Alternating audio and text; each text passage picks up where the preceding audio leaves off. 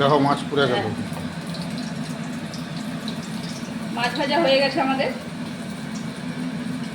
আমি একটু কড়া মাছ ভাজা খাই।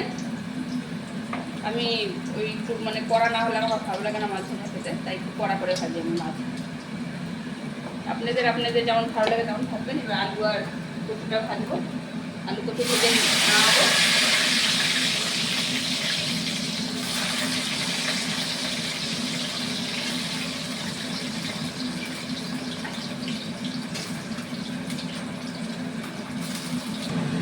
আলু কচুটা আমার ভাজা হয়ে গেছে, এবার নামিয়ে নিব।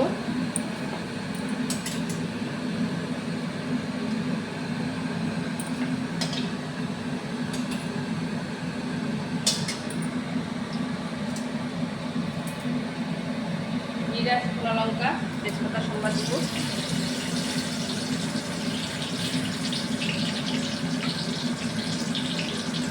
যে কোনো রান্না করার পরে তেল একটু সাতটা তেল দিয়ে ভালো হয় রান্নাটা। জিরা সম্বাদ দিব। তেজপাতাটা জিরাটা লাল হোক।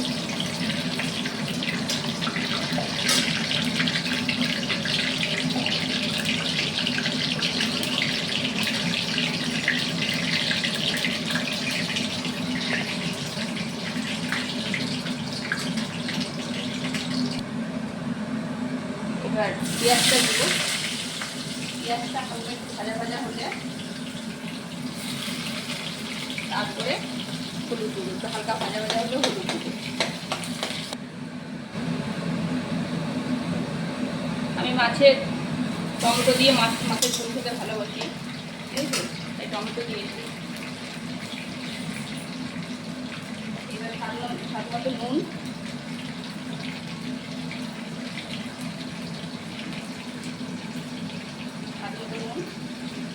আর হলুদ দিব।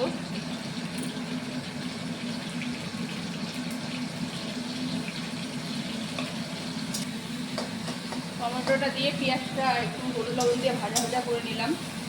আমি তো তেল বেশি খাই, আপনাদের ইচ্ছা মতন তেল খাবেন। এইবার মশলাটা দিয়ে ভাজা ভাজি মশলাটা করব। মশলাটা ভালো করে ভাজা হবে, তারপরে ঝোল দেবো। আদা, জিরা, লঙ্কা, ধনিয়া, তারপরে একটু হালকা পেঁয়াজ দিয়েছি, রসুন সব দিয়ে পেস্ট করেছি। ওটা দেখানো হয়নি, যাই হোক নেক্সটে দেখাবো কী কী মশলা দিয়েছি। কচুটা দিয়ে একটু কষবো, তাহলে তাড়াতাড়ি সিদ্ধ হয়ে যাবে সবজিটা। সবজি সিদ্ধ হতে টাইম লাগে, সেই জন্য কচুটা দিয়ে একটু কষবো।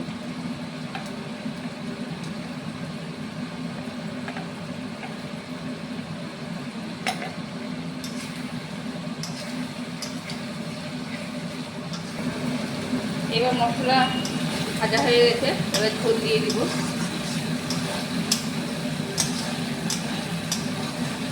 কষানো হয়ে গেছে, এবার ঝোল দিব। পরিমাণ মতন ঝোল দেবেন, যেমন খাবেন তেমন দেবেন। আমরা 3 জন মানুষ, ওই আঞ্জাতে দিই।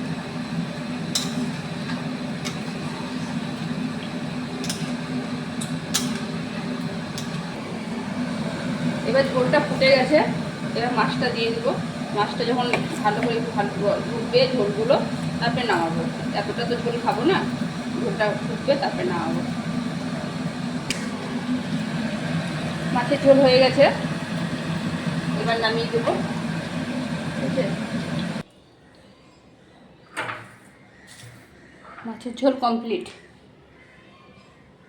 এইভাবে করে খেয়ে দেখবেন কেমন লাগে, কমেন্ট করে জানাবেন।